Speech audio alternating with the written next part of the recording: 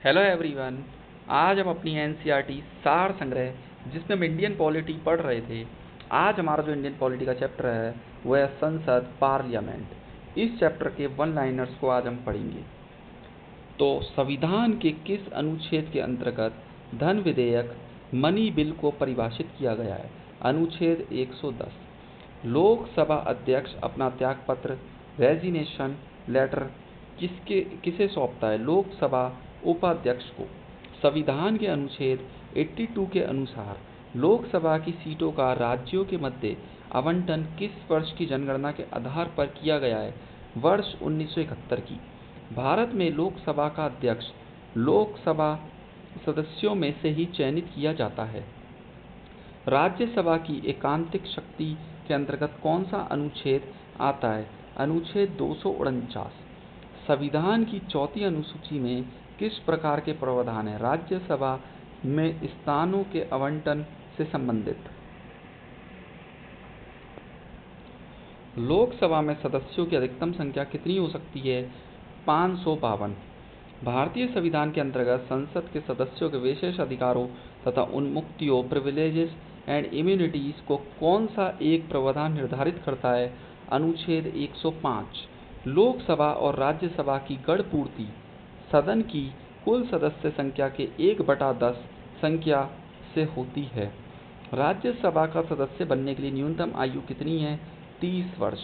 राज्यसभा की अधिकतम निर्धारित सदस्य संख्या कितनी है? 250। संसद के किस सदन का अध्यक्ष उसका सदस्य नहीं होता है? राज्यसभा का। भारतीय संविधान का कौन सा अनुच्छेद संसद को अंतर्राष्ट्रीय समझौते को लागू करने के लिए विधि निर्माण करने की शक्ति प्रदान करता है? अनुच्छेद 253। भारतीय संसद में राष्ट्रपति और संसद के दोनों सदन लोकसभा व राज्यसभा सम्मिलित होते हैं। लोकसभा में राज्यवार सीटों का आवंटन सन 1971 की जनगणना पर आधारित है। ये निर्धारण किस वर्ष तक यथावत रहेगा? वर्ष 2026 तक।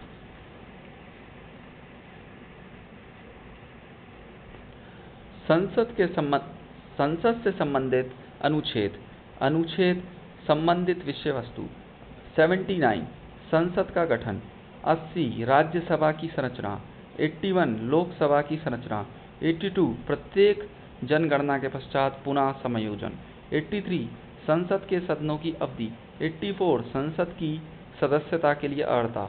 85 संसद के सत्रवासन एवं विघटन।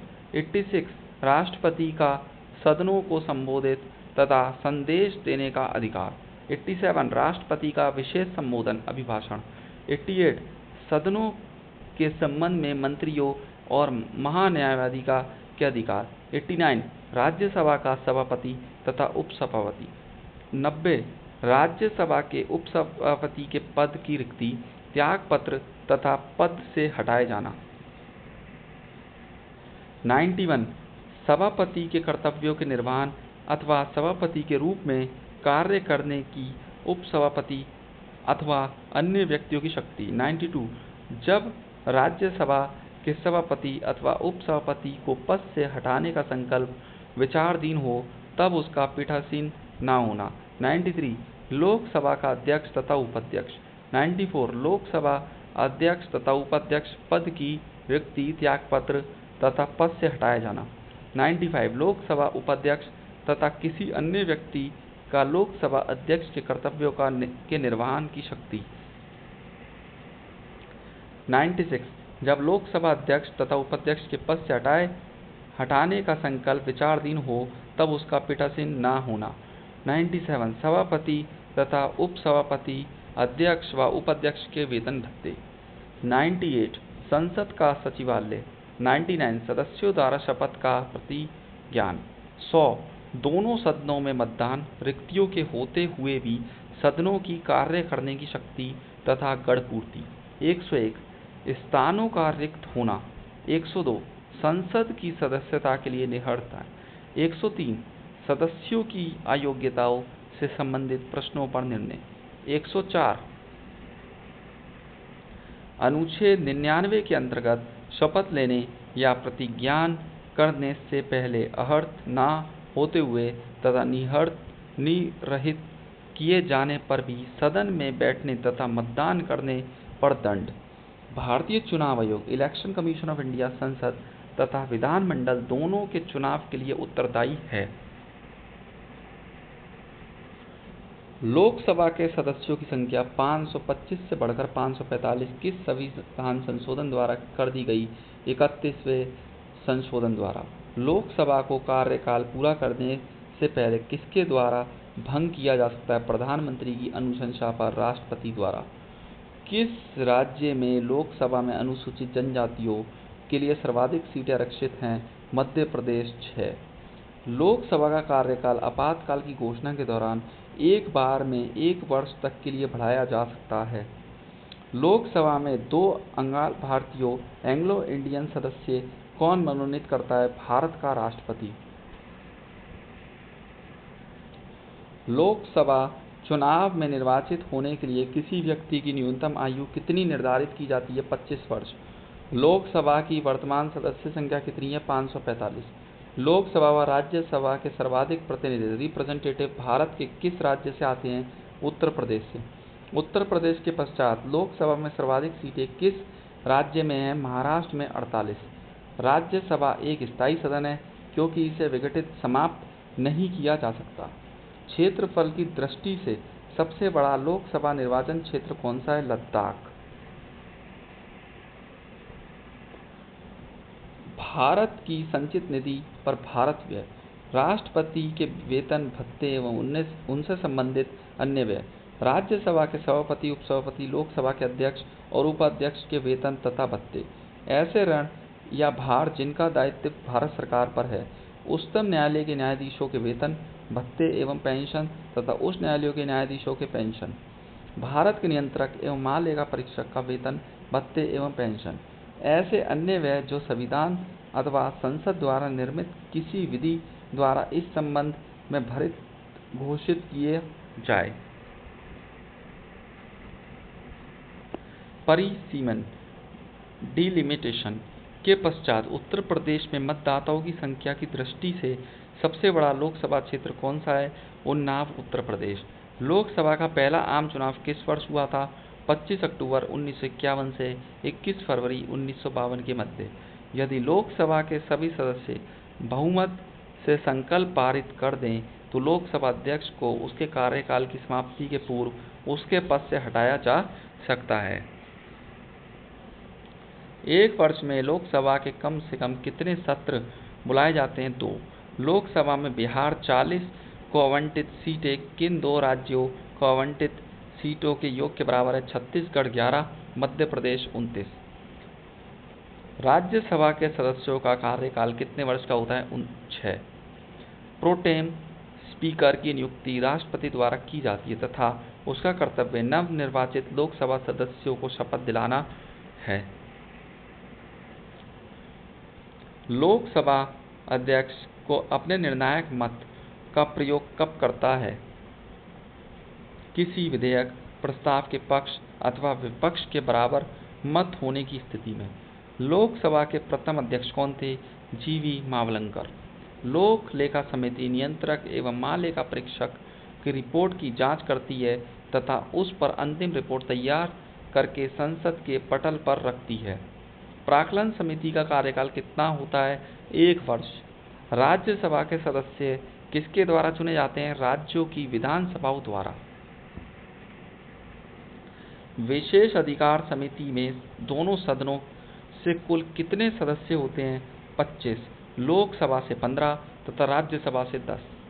संसद में सरकारी विधेयक गवर्नमेंट बिल मंत्री द्वारा जबकि गैर सरकारी विधेयक नॉन गवर्नमेंट बिल मंत्री के अतिरिक्त किसी भी सदस्य द्वारा प्रस्तुत किया जा सकता है। प्रत्येक वित्त विधेयक धन विधेयक नहीं होता परंतु धन विधेयक वित्त विधेयक होता है। राष्ट्रपति द्वारा राज्यसभा में कितने व्यक्ति मनोनीत किए जाते हैं? 12। राज्यसभा के लिए नामांकित होने वाली प्रथम अभिनेत्री कौन थी? नरगिस दत्त, राज्यसभा सदस्य वर्ष 1980 से 1986। लोकसभा की प्रथम महिला अध्यक्ष कौन थी? मीरा कुमार, 4 जून 2009, 4 जून 2014। राज्य विधानसभा में कोई भी धन विधेयक राज्य के राज्यपाल की संस्तुति के बिना या अनुमति के बिना प्रस्तुत नहीं किया जा सकता। वह प्रथम लोकसभा अध्यक्ष कौन थे जिनके विरुद्ध लोकसभा में अविश्वास प्रस्ताव नो कॉन्फिडेंस मोशन लाया गया था? जी.वी. मावलंकर। लोकसभा का सचिवालय किसके नियंत्रण में होता है? लोकसभा अध्यक्ष। लोकसभा का सचिवालय किसके नियंत्रण में होता है? लोकसभा अध्यक्ष। भारतीय राजनीतिक व्यवस्था में कौन सर्वोच्च है? संविधान। भारत की संचित निधि पर कौन सा व्यय भरित नहीं होता? भारत के प्रधानमंत्री के वेतन और भत्ते।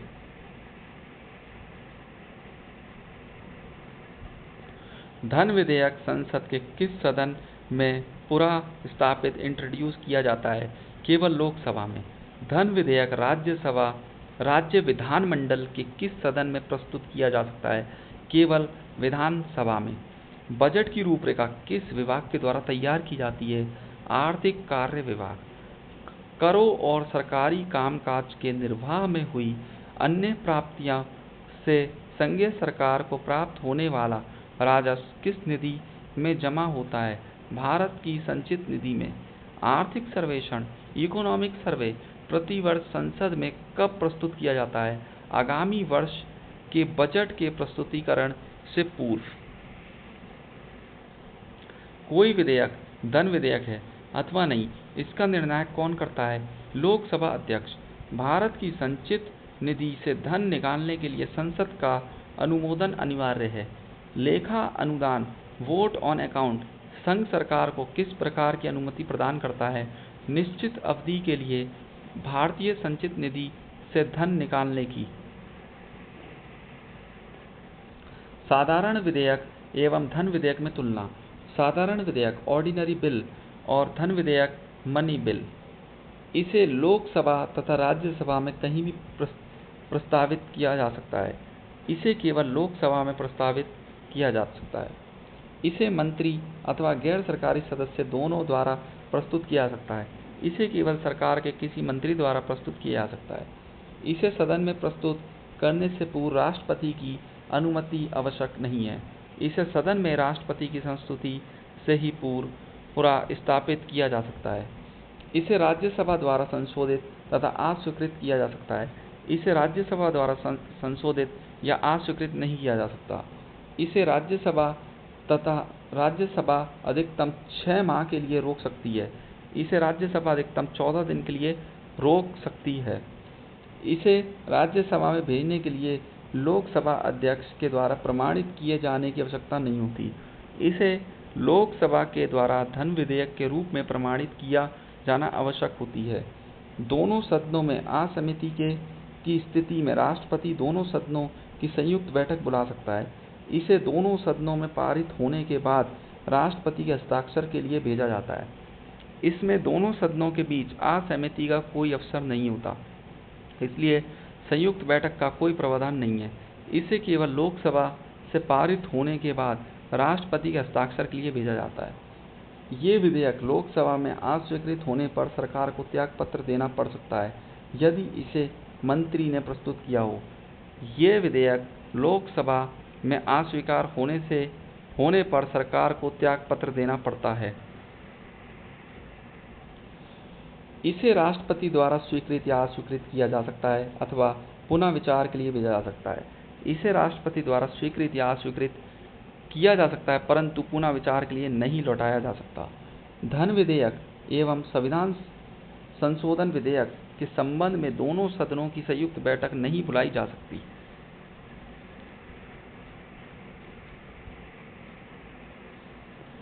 प्राक्कलन समिति एस्टीमेट कमेटी संसद के किस सदन के सदस्यों से गठित की जाती है? लोकसभा के सदस्यों द्वारा। कोई भी कानूनी विधेयक लीगल बिल संसद के किस सदन में प्रस्तुत किया जा सकता है? संसद के किसी भी सदन में। भारतीय संसद के दोनों सदनों की संयुक्त बैठक साधारण विधेयक ऑर्डिनरी बिल तथा वित्त विधेयक फाइनेंस बिल दोनों के संबंध में हो सकती है।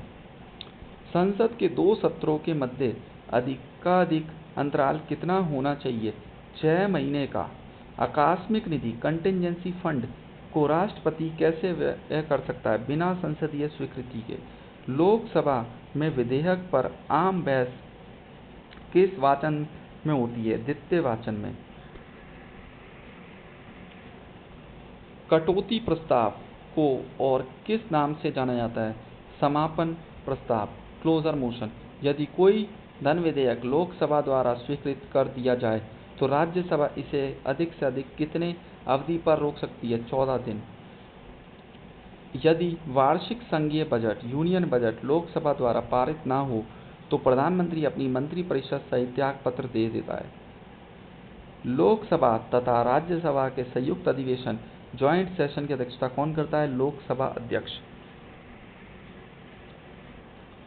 संसद की किस समिति में राज्यसभा का प्रतिनिधित्व नहीं होता है? प्राक्कलन समिति, एस्टीमेट कमेटी में। अंतर्राष्ट्रीय संधियों को भारत के किसी भाग अथवा संपूर्ण भारत में लागू करने के लिए संसद कोई भी कानून बना सकती है बिना किसी राज्य की सहमति से। संसद की लोक लेखा समिति का प्रमुख कार्य शासन के वित्तीय लेखा एवं विनिमय नियंत्रक महालेखा परीक्षक की रिपोर्ट का परीक्षण करना है। भारतीय संसद किसके माध्यम से प्रशासन एडमिनिस्ट्रेशन पर नियंत्रण करती है? संसदीय समितियों के माध्यम से।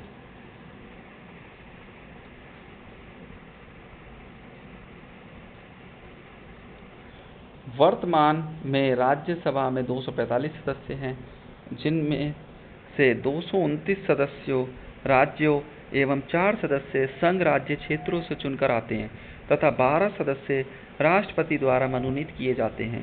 सरकार द्वारा लोकसभा में अपना बहुमत सिद्ध करने के लिए कौन सा प्रस्ताव रखा जाता है? विश्वास प्रस्ताव, कॉन्फिडेंस मोशन।